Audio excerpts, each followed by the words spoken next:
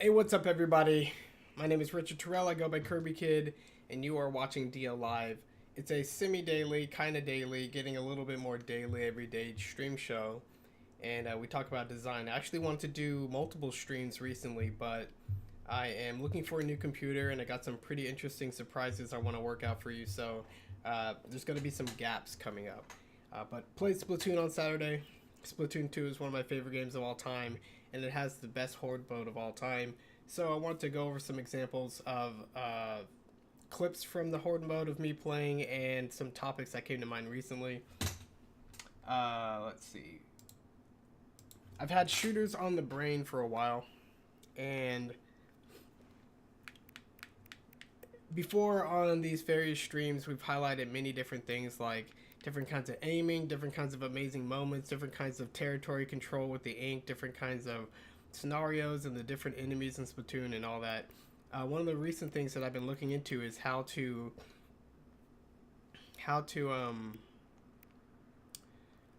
how to interact with some of the most basic enemies in the game. So there's some really basic enemies, just like a small teeny one that they call a small fry. There's a medium looking one they call a chum, and then a fat one, a huge guy called a Kohawk. So I will, let's see, make sure that's not too loud. Hopefully not too loud. Show some cool examples of stuff happening. And this is just me going over the highlights, so stuff will come to mind when I remember why I'm so aggressive.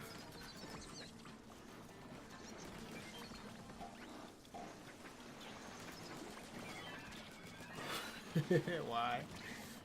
Oh, it's so dangerous. Why did I do that? Okay, so let's look at this clip. From the top here, which this opening is pretty neat. Bleach got killed by a Moz right there. And then I oftentimes just jump off the side of stages. This game has really good sound design, so you can kind of see and hear, or you can hear things coming, but I usually just take a blind jump because I'm crazy. So a lot of times I end up in situations like this where there's big boss salmonids and some of these other smaller enemies. This fat guy right here in the middle of the screen, this guy is a Kohawk. He's the fat guy I was telling you about. So like, I throw a bomb like that. Let's see, where's my pause? And I'm gonna hide this. Let's go back. No. No. Hide.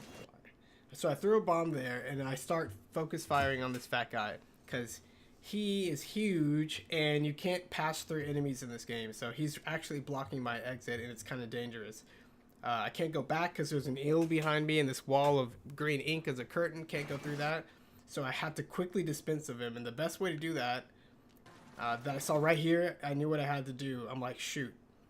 I have to maximize my damage output, and the gun I have is not too strong. It doesn't kill too fast, so I have to throw a bomb ahead of time. There's my bomb. Then I just focus fire on this big guy right here. Barely kill him with enough time to scoot down out of the way over here, and then I reverse the camera because these controls are so good and dodge that attack. Look at this. And you see him winding up. He's kind of tracking me, but see how he like hits right at the space where I was, because I did that horizontal little jump here. You'll see it again in full speed. Bam. He missed. Too bad for him. So what I love about these enemies is all three of these basic enemies I'm highlighting here all have the same basic attack. They get close to you and they swing, and they only swing when they're close to you. They have a little bit of ability to rotate or pivot or track, if you will, but not a lot. And why that is so important for developing these really amazing action scenes. So action, we've talked about it before on one of my streams, but to recap quickly, a lot of games, almost every video game you're ever going to play is going to use space in some way, 2D or 3D, and most games are real time, so like that's just how it is. But it doesn't mean that all these games are action based and are focusing on the action and doing the things that build up really good action moments. And if you want to know what good action moments are, you can just think back to movies and stuff. Movies are filled with all different kinds of scenes, like narrow car races, chases, ducks, dodges, stealth, avoiding security guards, catching things before they fall off the table, getting to the wedding just in time, like all these different things, right? Doesn't have to be violent. It's just the things in motion and things moving through space are the main components of action. So what I love about Splatoon here is these enemies, even this little medium guy right here, all they do is go straight at you, and then they swing at you. But that means you can dance around their range, right? The big guys have more range. These small guys, medium guys have medium range, and the tiny guys, which I'll show you later, have a tiny bit of range. And a lot of people think that an enemy this basic is not that interesting, right? A lot of people would rather go for enemies that are quote-unquote have realistic AI or have a lot more move sets or a lot less predictable. But I think these kinds of enemies make the best kind of gameplay, and it also makes the best kind of action. So like I can scan a situation like this and be like, oh look, there's a big fatty, maybe another big fatty to the left of him, because you can see kind of like the can I draw on the screen? I don't even know if I can.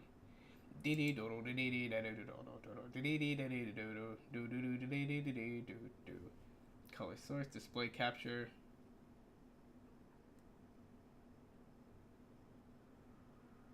Oh well. Well, you can see the big guys in the distance, and you can see that the snake is like trapping this entire lane down the middle. It's cutting it in half. And then you can see these tiny little fish, and like there's a big guy underneath the snake to the left. So like I got to get away from this group, and I know they're all going to come after me. And those two little red dots underneath me are those big maws. They rise up out of the ground like jaws and try to bite you. So this whole area is dangerous, and that snake was making it the most dangerous. So I shot it specifically, and then I jumped back diagonally off this thing, knowing that I had just a tiny little opportunity to sneak by. And look what happens here. I tried to sneak by, but that other fish, this one with the purple hair, the ones with the purple hair don't attack you. They actually go for the eggs, which are the win condition, but these red ones do. So I actually got bumped by the purple one because I was trying to get by here. Shoot! And that delayed me just enough to get smacked by this one. I go flying forward, and I use that momentum to get away, right? Super cool. So we'll watch the whole thing again. The whole cool part about these simple enemies is they layer up really well. They're easy to read, and they create all these interesting situations where you have to focus on certain targets. The big guys obviously have the most health. The medium guys have medium. The small ones have the least amount of health. So it prioritizes space and damage output. Like, can you actually create an opening for yourself, or do you have to do something like this to get by? And if you don't have time to kill them, how does that make you move? You zigzag around them, and if they follow you... So here's another cool part. If I landed in enemy ink right here, I would have been completely toast. And right there underneath my feet, this little maws painted up the whole way that I was gonna travel. So I jump on the metal railing here, and from the railing I was able to jump free. So metal never gets painted, right? That metal edge. And I was able to get out. But you can see how dangerous this situation was. If I went left, I could have been pinched against the wall. If I went right, because I went right, these two fatties here had to shift over to the side, and because they can't pass through each other, they slightly hold each other up, like slightly just right there. And then they hold back some of the other fish, right? So I'm using the space to play against them. And you can see it clearly happen in real time. I mean, it's clear to see because they're all just kind of slowly shuffling at me, but it's super intense. So many decisions had to be made to make sure that I got out of the situation alive. Seeing people coming up, going up, seeing that it's clear. I could have just left right here, but I'm like, nah, I'm going back down for whatever reason.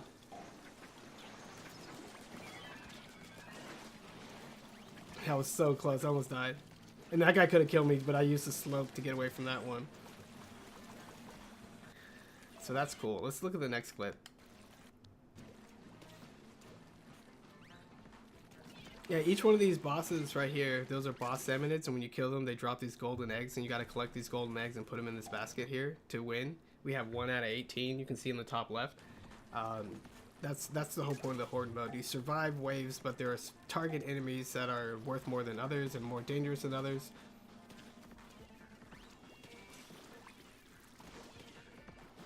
Man, that's so cool. So this is one of the rarest weapons in the game. It's an explosher. It sloshes out ink, but they explode when it hits and has pretty good range. It's one of the few weapons that can actually take out this this flying Tupperware guy right here, this flying Rubbermaid missile launcher. So I sloshed one, and because I knew I hit the first one, I measured the distance to the second one and adjusted my aim accordingly and nailed both baskets. Nailed that guy too. So let's talk about aim real quick.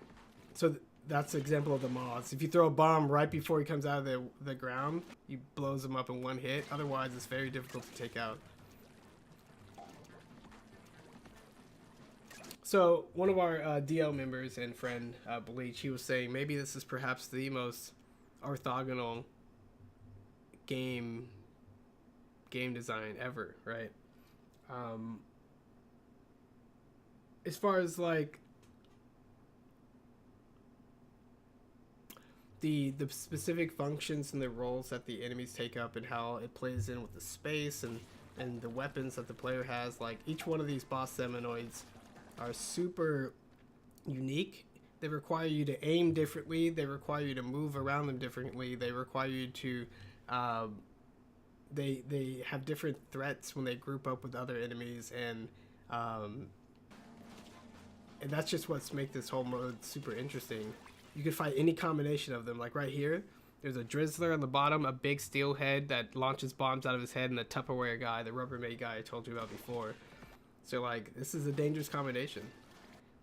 And the beauty is some of them crawl on the ground, some of them jump through the air, some of them slide along the wall, some of them swim into the actual ground that you saw before. Like so many different ways that they move, which changes the way that you aim, and all kinds of interplay besides that. What I love about this game is it's a full 3D game. Right here, you see me climb up, get some eggs. You see me go down, look over the edge to see action right there. I see a jumping off point. I'm attacking from up here, right? I use this grind rail and jump off in midair and then nail that, like three-dimensional space, following three-dimensional space.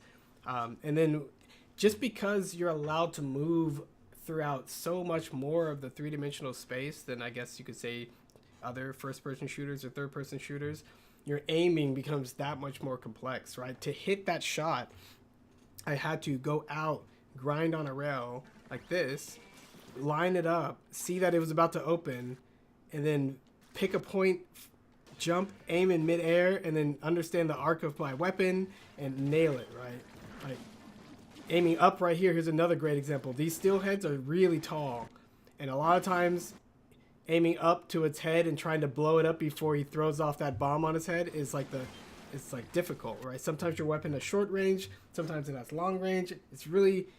Sometimes it's on a ramp, sometimes it's like above you for whatever reason. Just because the stage is very well articulated in 3 dimensions, these simple enemies take on a whole new dimension in terms of aiming and creating a whole variety of challenges that in turn creates a whole bunch of different of those movie action moments that I talked about before, where you get moments that are like Jurassic Park, you get moments that are Jaws, you get moments that are like so many other distinct movie scenarios. And it's not that movies are like the most amazing thing for action in the world, it's just that movies and assuming that you watch movies too, you should be able to dig back into a history of all kinds of great things that you've seen in movies and be like, that was great because of, and like give a simple reason, right? Like one of my favorite scenes of Jurassic Park is when the kids were in the kitchen and the raptors were hunting them, just like scooting around corners, avoiding their gaze, trying not to make noise, and then that classic mirror, trying to shut the mirror before the raptor comes in, like freaking amazing, right? It's tense, it's really clear what's going on, the stakes are high, the space is simple, just sliding down little corridors, like you gotta love that. And this is the same kind of stuff I see in this game, right? Really clear situations and opportunities to do really simple things in space, but made all the more various and dynamic just because the game engages with that space all the more. So another thing I want to talk about in addition to aiming is that those 3 basic enemies that I talked about, they don't have any kind of defense or shield, right? They are like this snake in front of me. You can't damage it anywhere along it except for right here at the tail. And you can see at the tail there's actually a little fish that's driving the whole monster, the machine monster. it has one weak point, and it's only right there. But the basic enemies, their entire body is a weak point. Woo! Woo! Lots of snakes. Lots of snakes.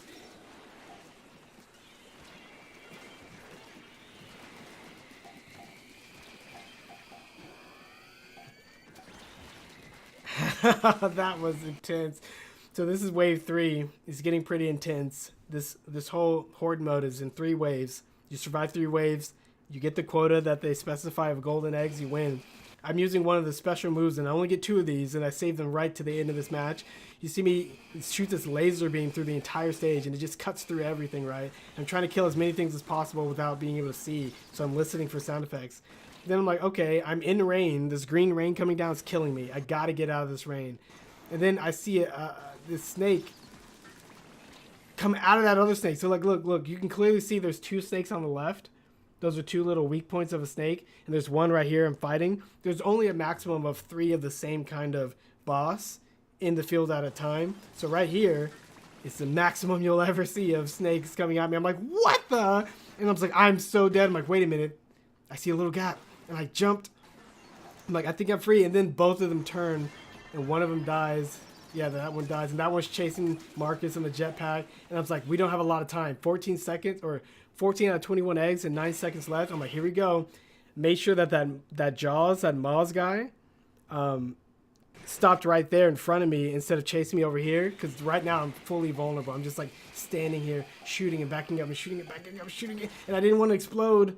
Shooting, and we barely got 21 eggs right at the last second. I'll show you how the ending worked out. If you look at the counter in the top left, 12 eggs, 13 eggs, 14 eggs. And I knew that I didn't have time to help them get eggs. I had to do this laser.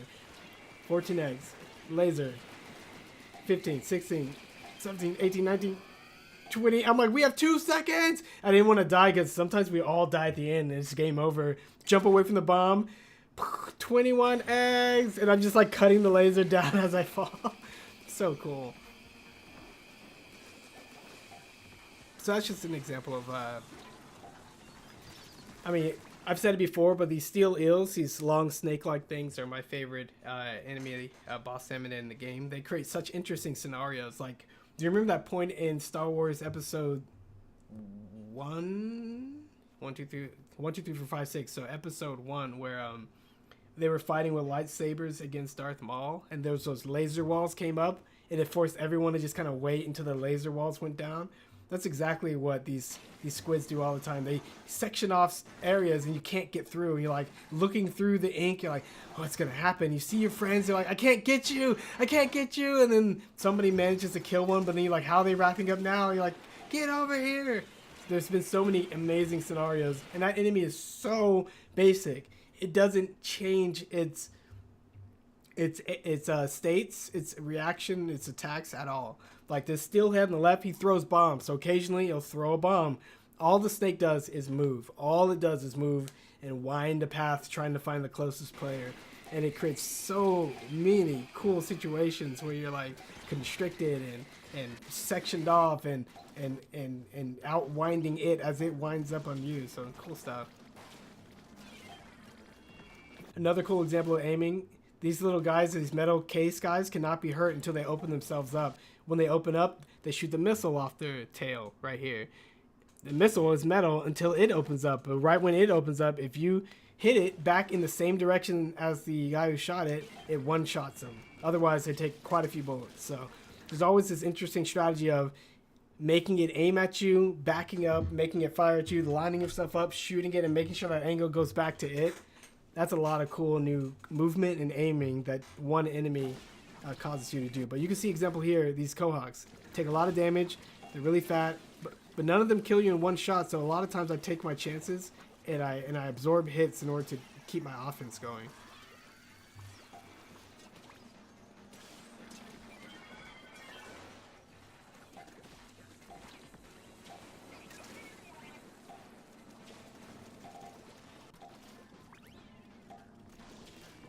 So I don't think there's anything too amazing here, but I'm going to give it another view. I'm going to give it another look at.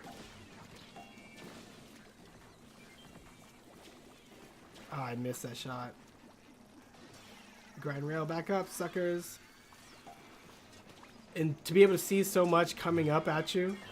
So that's like a really cool thing that tower defense games do really well. We're like, oh look, here's the battlefield. Here's these enemies coming from far off. These enemies pose a threat. As they get close, it's going to be bad. But you got time to do something about it. And that's what grinding up the rails like that is. Like, you can see so much right here. Like, what's been happening in the battle? Okay, there's an eel down there. There's a steelhead down there. There's a fly fish I left. There's a steel eel right here. And you survey most of the battlefield, right? So good. It's so important to be able to see what's happening in the game. So much less about hitting buttons and high actions per minute and all that nonsense when you're like, I just need... Part of the reason why video games are so good is because they do visuals really well. They can show you and you get to interact. So if they compromise the clarity of their visual feedback, you're just cutting out such a big part of what makes games work and what makes them so fun. So I see my friend here. Gonna back him up. I said, Bleach, don't worry, I got your back. You just focus on that guy. Really cool divvying up rolls. Because my gun's short range, so I can't reach it. So I was like, Bleach, I'll do the thing that you can't do, and you do the thing that I can't do.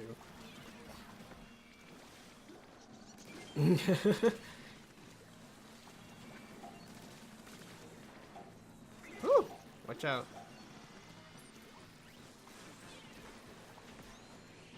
I missed, and then I killed myself because I was looking so this is cool. Another situation where the 3D traversal of the game space in such simple enemy design allows you to see situations like this and go, wait a minute, that guy just opened up his missile pack. I think I can hit it.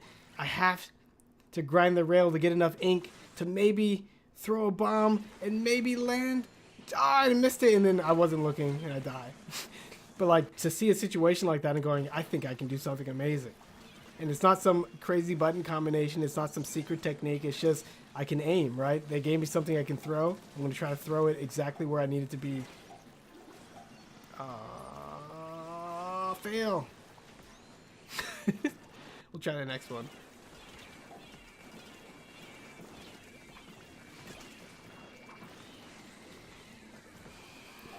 Low on time again.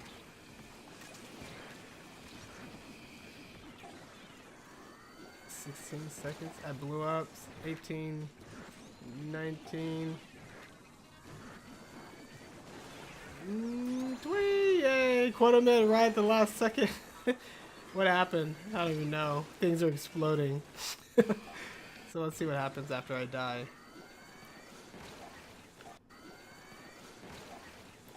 If I wasn't so injured, this wouldn't have killed me because I'm at the fringe of the explosion. But those guys are so dangerous. So there's all the eggs on the opposite side, and I can't do anything. And nobody can get me back. Maybe Adrian could have. Yeah, he got me back. And did I pop that egg in? I must have. Interesting. No, I don't even have an egg. Well, that's just crazy sauce. Here's a different level, different color.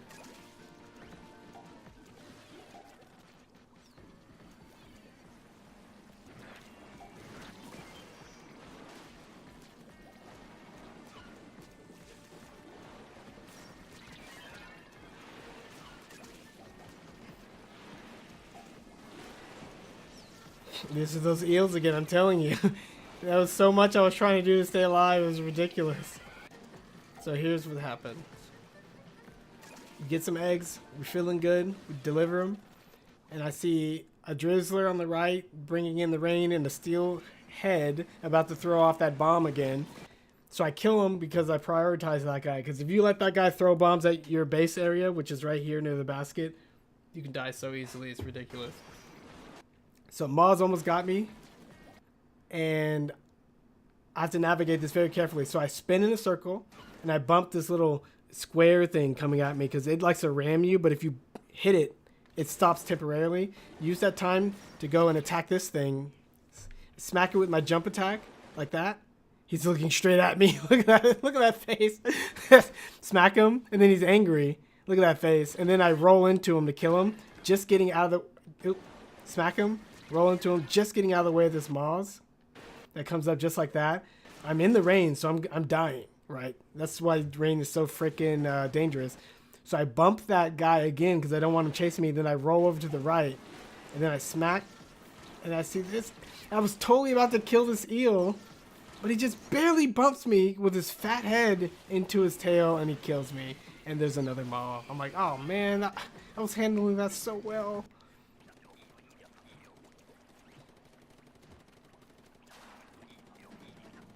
So painting the walls early, just in case. You know, you can't climb up walls unless they're your color. So before the enemies start flooding the level, it's a good idea to paint that. Maul's going up the side. This is the guy I told you swims into the level. He can also swim up walls. You can just see that green line going up the wall with that lure on top right there. That's an enemy. He's about to jump up at someone, right? Ah!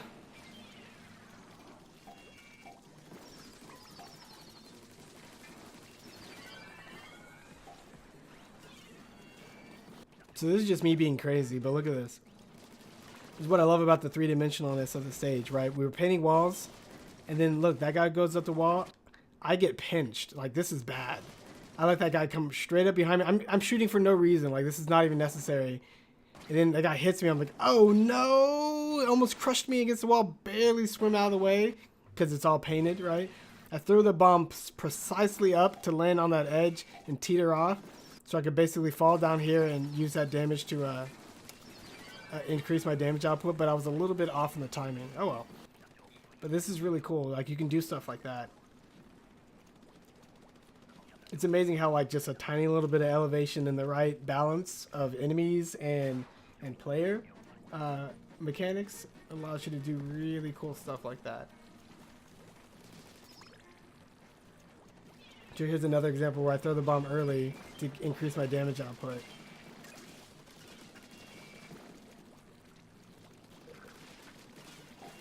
And the gun I have right now is really good damage up close, but I'll show you again. It's just like a type of optimization I love doing. Come back around. I'm dead. Because your gun can only output bullets so fast, right? But if you throw that bomb ahead of time, not only can you start getting some ink back before it explodes, but then you can attack while attacking with your bomb for higher DPS. Cool stuff. Another enemy that towers above the ground, and you can aim up to shoot at its different parts. The base of it cannot be destroyed until the top parts fall down, so it's like a stacking toy.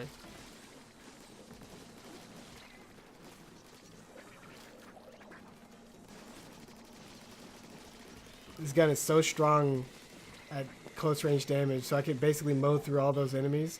Normally guns can't do that. So like, yeah, these big cohawks right here, these fatties, this gun is just so powerful, it just shreds them, right? But it doesn't have good range and it doesn't have good accuracy beyond like really close, so I'm doing what it does best. You see how this tiny little fish to the left? I'll try to pause it. Right there, that googly eyes on the bottom of the screen with the tiny little fish, you can see him right there. He pushed me off. Tiniest little fish almost ruined my plan here, but you can see I jumped over the, right here, right, that fish in the orange, right in the center of the screen. He tries to swing with this crazy look in his eye, but I jump up three-dimensionally, right, which allowed me to escape his horizontal strike. A lot of people, like, that stuff makes a difference, and it only makes a difference if the game gives you enough space and engagement to make it matter, right? If you can't jump in a game, then it doesn't really matter really how accurate or small the hitbox is vertically. If you can't climb, it doesn't really matter. If there are no slopes, then everything's just on the ground level anyway. But when the entire space is dynamic and playable, things like this matter more and more. So this is a cool weapon. It's a bucket that you throw ink, sloshing, or it's a slosher we call it. That's why it sloshes ink like that. But the cool part about it is you could slosh something directly in front of you like this, or you can slosh the ink in the air like this, and then you can see it drip down. Like, this ink is a solid, it's all hitbox. So instead of having all your inking power go into the guy in front of you, you can ink above it and have it fall down and maybe hit some people behind it, right? So you'll see that in action here, I think. Ooh.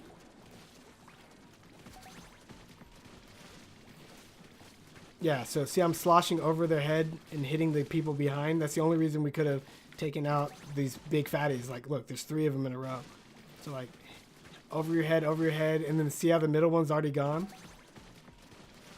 That's why I love the 3-dimensionalness. This is what I mean also by new ways to aim, right? If this was just a gun, I'd be pointing it straight, and I could only hit one enemy at a time, and everything would be pretty straightforward. But this is not a gun. It's a bucket of ink. And you do with a bucket of ink that you cannot do with a gun. Just a simple example. Oh, here I am sloshing again. Let's go. So here's the eel. Normally this eel blocks all your shots if you try to shoot into its green curtain of ink. But again, the slosher, I'm just sloshing over it. It's what's unique about the weapon. So it doesn't have a fast fire rate. It's just slosh, unlike a gun, which is like that. But this right here, you can see me sloshing over the bucket and killing him. And then dodging all the stuff, then sloshing over that, and sloshing. That was a good example of sloshing. We'll watch it again. Killing the Cohawk beyond it, yep. So you can tell I'm killing the enemies too because these little orange dots near the purple streak, that means I killed an enemy. They're basically like confirmations of experience points or whatever, even though they're not really experience points. I left that to that guy. You don't need 2 people to double up on an enemy that's any one of you can take out.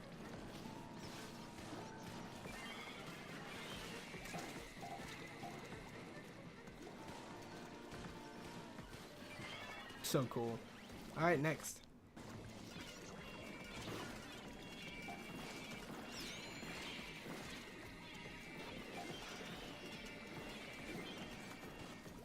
Close.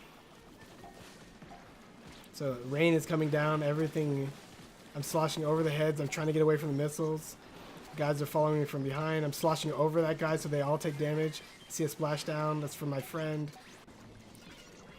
And this is just how packed and concentrated the action can be sometimes. I go out to take care of that priority target, right? I'm like, cool. Come back, see more targets coming in. The whole place is littered with green ink because of the rain. I'm trying to help my allies take out these targets. Blaze Cat needs to get out of there. But well, that was pretty cool. So look, I'm sloshing over, trying to help Blaze Cat. And Blaze Cat takes this little purple strip to the left of the enemy, or to the enemy's left, and gets out, and then we're able to keep our power concentrated. It's really good that we didn't die there. That's my last clip. Cool.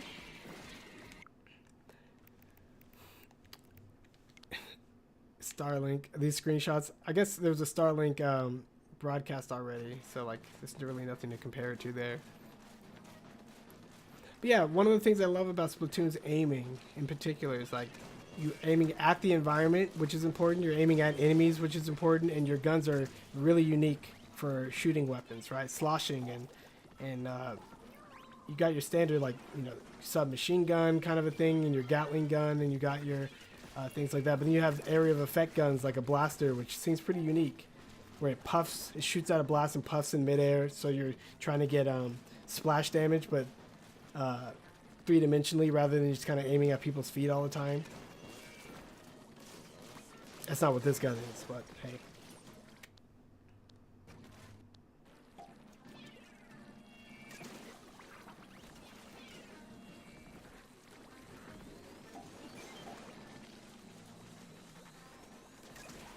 Oh, that was not a good charge shot.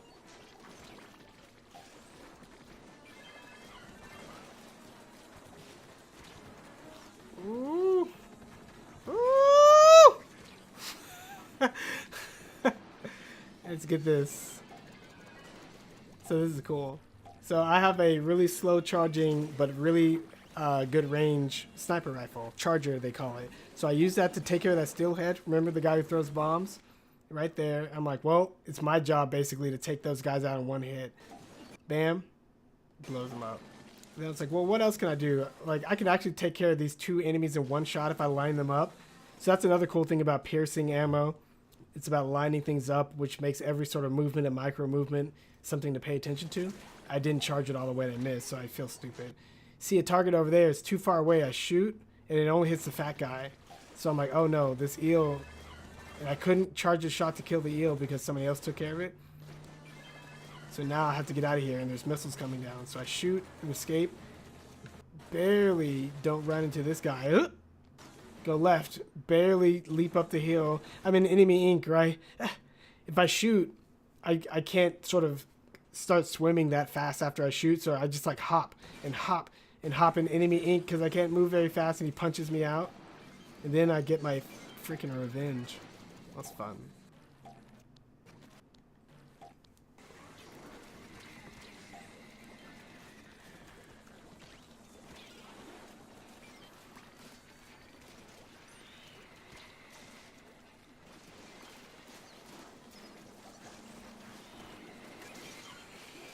Nice laser. If that laser didn't come, I would have been dead. I may have already gone over this clip. It doesn't matter. Yeah, and I squeezed through the hole. Good times. Cool. So yeah, thinking about so like what I love about this game is every time I play, I've been playing this game for almost 2 years. And every time I play it, this mode called Salmon Run, which is the Horde mode, has 5 levels total. And each level, as you can see here, can have a variety of different combinations come at you. There's a bunch of special scenarios like, oh no, alien mothership's coming in, stuff like that. But yeah, so that already is a lot of variation. You get 4 random guns, and every round you get a different of the 4 random guns. For a total of 3 because there's 3 rounds. You get a random super special move. So like every time you play, even if it's the same level with the same people, your play experience is always going to be different. The gun that you have, the special that you have, and then the enemies that come up, even if it's like the same basic scenario, it's always different. But what's even more surprising is that every time I play it, these little really distinct, really entertaining and interesting movie moments that are action-based, like little action moments, keep happening, and new ones keep happening. And that's all just kind of like a testament to the really clean design, the really focused design, and keeping a really careful control over the function of things, right?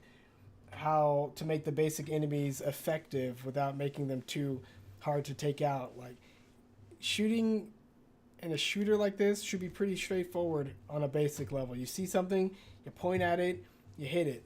Pointing at it may be difficult because you're aiming down or left and right or vertically, but for the most part, their movement shouldn't be so erratic, so random, that you're just constantly reacting.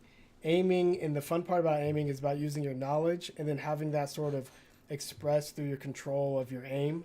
And then with a game like Splatoon, you got motion controls and you got really good smooth control over your aiming both vertically and horizontally. So when enemies fly overhead, you can just kind of like trace the arc and nail it, right? Which is remarkable for console controls. It's remarkable for any controls, but it's remarkable. And yeah, this game keeps bringing interesting things and interesting gameplay just from its same basic setup that it's had for a while.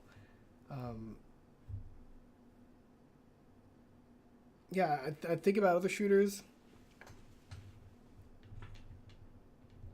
and how a lot of times they focus on guns and leveling up guns or leveling up the character or things like that. And I just think like how not important that is, right? Like some of the enemies, the bosses in this mode get taken out with one hit. Not one hit. Almost one hit, right? Like the guy who throws bombs on his head, if you can put enough damage on that guy just blows up. And you don't need to make him like a 3-stage boss. You don't need to make him take any more time. You don't need to make his AI any more clever or whatever. Like, it has a very specific role, and that role makes it extremely unique and deadly in the right combinations. You leave one or two of those guys alone and they get near your base, they're just constantly checking bombs. You have to back up or you're going to blow up. You have to repaint the ground because those explosions are so big. The enemies are still coming in. You're like, this is a disaster, right? You have to, so easy to take out in terms of like, they move slow. Other things hardly get in the way of aiming at it because they're so tall. So usually it's the only thing to shoot up there when they get that close. And like most weapons can take it out if they get a good opportunity to shoot at its head. And every time it has the same tail with the same timing. And throws it. So like you can hear it. You have time to hear it spin around and destroy it, depending on what gun you have, of course. So that's how much time you have to react. So it's not about fast reactions. It's not about crazy inputs. It's not about any of that. It's just about making an enemy that plays with the space and does it very clearly and uniquely, right? That's all game design, right? Not distracting the player with trinkets and loot boxes and all those other kinds of things. Just focusing on moving through space and taking care of these targets and understanding how to take care of them, which is cool too. Not to mention their form, fits, functions, and they all have unique silhouettes, and so many things about the design of this mode is so good. It's ridiculous. So yeah, I just don't understand bullet sponges. What I like about the fat enemies in this game is that it stresses your understanding of your damage output, so you got to optimize it, right? Like, do you do a bomb and a shoot? Do you do just a full clip hanging on it? Do you do a charge shot? And if one charge shot isn't enough, do you do a charge and a partial charge? So many different ways to be like, oh, understanding your gun helps you understand how threatening the enemy is, how quickly you can take it out, and what that means about your movement, your spacing, your jukes, everything else. Super simple. And they still don't have that many hit points, right? It takes like maybe a second on the average gun. A second and a half to take it out, right? It's not crazy, right? It's not loading bullet after bullet after bullet after bullet. And the cool thing about Splatoon is you don't really have magazines. You just have your full ink supply. And when you run out, you run out. But individual weapons have slower rate of fire, so that kind of is like a magazine. But anyway, this game is amazing. It makes me think more and more about action in different ways, how to maintain sort of that orthogonal design with enemy designs, with player, with weapons, and how important that is. Yeah. Just one more reason why I love this game. And I think of all the lessons that other games can take from it, or like why they don't. And that's still a mystery to me now. So that's exactly where we're going to leave the stream up. So thanks for watching, everybody. If you were watching, I guess I should have been looking at the stream chat. Cool. And I will see you guys next time.